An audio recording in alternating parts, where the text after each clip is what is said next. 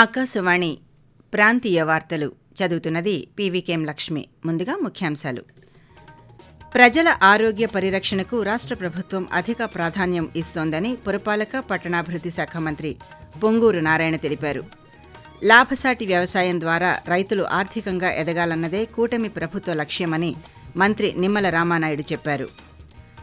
రాష్ట్రంలో రహదారుల మరమ్మతుల కోసం 1,061 కోట్ల రూపాయలతో పనులు చేపట్టామని రోడ్లు భవనాల శాఖ మంత్రి బీసీ జనార్దన్ రెడ్డి అన్నారు. యోగాంధ్ర కార్యక్రమాలలో భాగంగా రాష్ట్ర వ్యాప్తంగా పలు జిల్లాల్లో ఈ రోజు జరిగిన యోగా అభ్యసనలో పెద్ద ఎత్తున వయోజనులు పాల్గొన్నారు. వార్తల వివరాలు.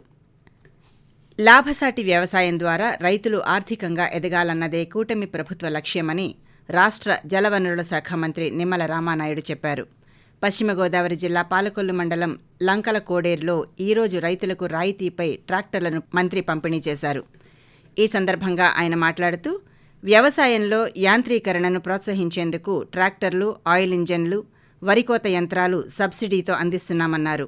రైతులకు మేలు చేసేందుకు పంట కాలువలను ఆధునీకరించి పంట పొలాలకు రహదారులు నిర్మిస్తున్నామని తెలియజేస్తూ రైతాంగాన్ని ఆదుకునేటువంటి విధంగా ఎన్నో కార్యక్రమాలు, మెగ్నీషియం, ఒక బోరా, ఇట్లా ఏవైతే ఉన్నాయో అవి కూడా అవసరం పంట పండాలంతే. అంచేత ఖచ్చితంగా ఇవన్నీ సాయిల్ హెల్త్ కార్డుల ద్వారా మనం పరీక్షించి ఏ మోతాదు ఏ పొలాలు ఎంత వాడాలనేటువంటి విధంగా, అంటే పెట్టుబడులు తగ్గుతాయి, దిగుబడులు పెరుగుతాయి అనేటువంటి ఆలోచనతో సాయిల్ హెల్త్ కార్డులు కూడా తీసుకొచ్చారు. మీకు నచ్చినటువంటి మిల్లుకి మీరు ధాన్యం తోలుకోవచ్చు. 48 గంటల్లోనే 90% మంది రైతులకి మేము ధాన్యం లెక్కేస్తాం.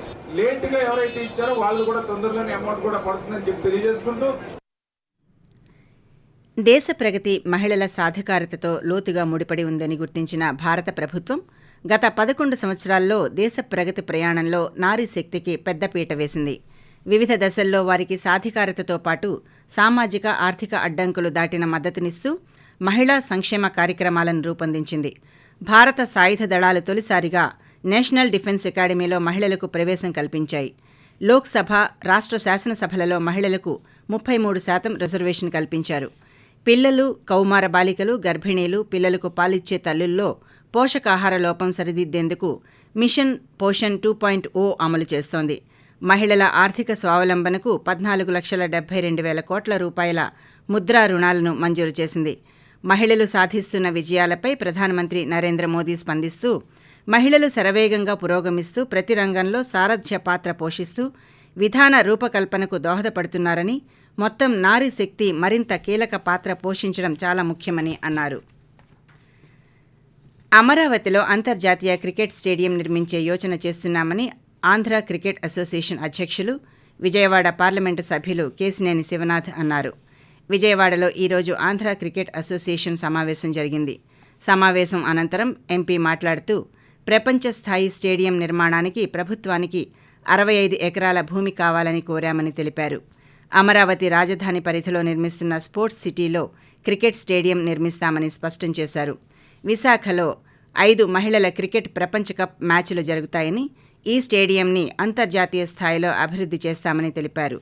రాష్ట్రంలోని 26 జిల్లాల్లో క్రికెట్ స్టేడియంలు నిర్మిస్తామని, కర్నూలు, నెల్లూరులో ముందుగా నిర్మించేందుకు చర్యలు చేపడుతున్నామని వెల్లడించారు. త్వరలో ఆంధ్ర ప్రీమియర్ లీగ్ నిర్వహణకు సన్నాహాలు చేస్తున్నామని ప్రకటించారు. ఆకాశవాణి ప్రాంతీయ వార్తలు వింటున్నారు.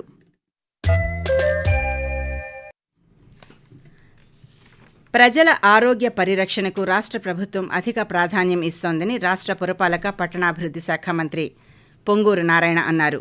నెల్లూరు నగరంలో ఈరోజు జరిగిన పలు కార్యక్రమాల్లో నెల్లూరు లోక్సభ సభ్యుడు వేమిరెడ్డి ప్రభాకర్ రెడ్డితో కలిసి మంత్రి నారాయణ పాల్గొన్నారు. ఈ సందర్భంగా ఆయన మాట్లాడుతూ ప్రజలు ఆరోగ్యంగా ఉంటే అభివృద్ధి సాధ్యమని, పరిపూర్ణ ఆరోగ్య సాధనకు యోగాను జీవితంలో భాగం చేసుకోవడంపై ప్రజల్లో విస్తృత అవగాహన కల్పిస్తున్నామని అన్నారు.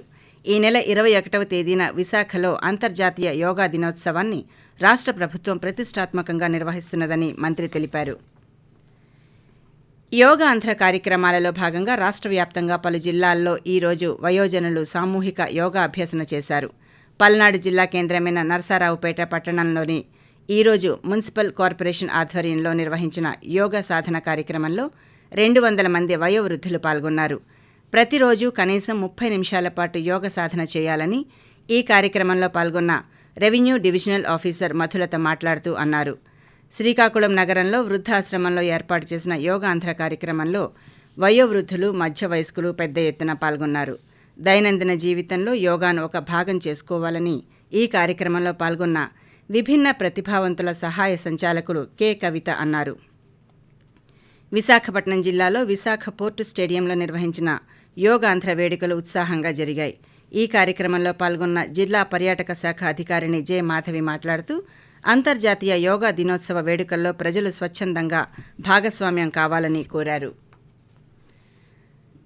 రాష్ట్రంలో రహదారుల మరమ్మతుల కోసం 1,061 కోట్ల రూపాయలతో పనులు చేపట్టామని రోడ్లు భవనాల శాఖ మంత్రి బీసీ జనార్దన్ రెడ్డి అన్నారు. నంద్యాల జిల్లా కోవెలకుంట్లలో నంద్యాల నుంచి జమ్మలమడుగు వరకు జాతీయ రహదారి నిర్మాణానికి మంత్రి ఈరోజు భూమి పూజ చేశారు. ఈ సందర్భంగా ఆయన మాట్లాడుతూ 62 కిలోమీటర్ల రహదారి నిర్మాణానికి కేంద్ర ప్రభుత్వం 691 కోట్ల 81 లక్షల రూపాయల నిధులను మంజూరు చేసిందన్నారు. ఈ రహదారి నిర్మాణంతో నంద్యాల, కడప నుండి హైదరాబాద్ ప్రయాణానికి 70 కిలోమీటర్ల దూరం తగ్గనుందని తెలిపారు.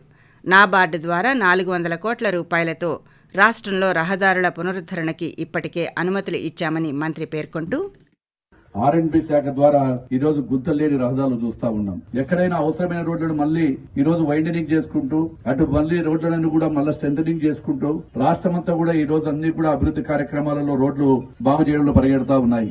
ఈ రోజు CRF ద్వారా గానీ ఇంకా దాదాపుగా 5,000 కోట్ల రూపాయలకు ప్రణాళికలు రిజర్వ్ చేశాము. త్వరలోని ఈ ప్రణాళికలలో చేసుకుని అటు సంక్షేమం ఇటు అభివృద్ధి రెండు సమానంగా ఉండాలనేటువంటిది మాది ఒక లక్ష్యం. విశాఖపట్నం జిల్లా కలెక్టర్ కార్యాలయంలో రేపు నిర్వహించాల్సిన ప్రజా సమస్యల పరిష్కార వేదిక కార్యక్రమాన్ని రద్దు చేయడం జరిగిందని కలెక్టర్ కార్యాలయం ఈరోజు ఒక ప్రకటనలో తెలిపింది. రాష్ట్ర ప్రభుత్వ ఆదేశాల మేరకు 10వ తరగతి ఇంటర్మీడియట్ ఉత్తమ విద్యార్థులకు అవార్డులు అందించే షైనింగ్ స్టార్స్ కార్యక్రమానికి జిల్లా కలెక్టర్తో పాటు ప్రధాన విభాగాల అధికారులు హాజరవుతున్న నేపథ్యంలో ఈ నిర్ణయం తీసుకున్నట్లు ప్రకటనలో తెలిపారు. ఆంధ్రప్రదేశ్లో ఇంజనీరింగ్, ఫార్మసీ, అగ్రికల్చర్ కోర్సుల్లో ప్రవేశాలకు నిర్వహించిన ఏపీ ఈఏపీ సెట్ 2025 ఫలితాలు ఈరోజు విడుదలయ్యాయి. ఈ ఫలితాలను జేఎన్టీయూ కాకినాడ ఉపకులపతి ఆచార్య సిఎస్ఆర్కే ప్రసాద్ విడుదల చేశారు.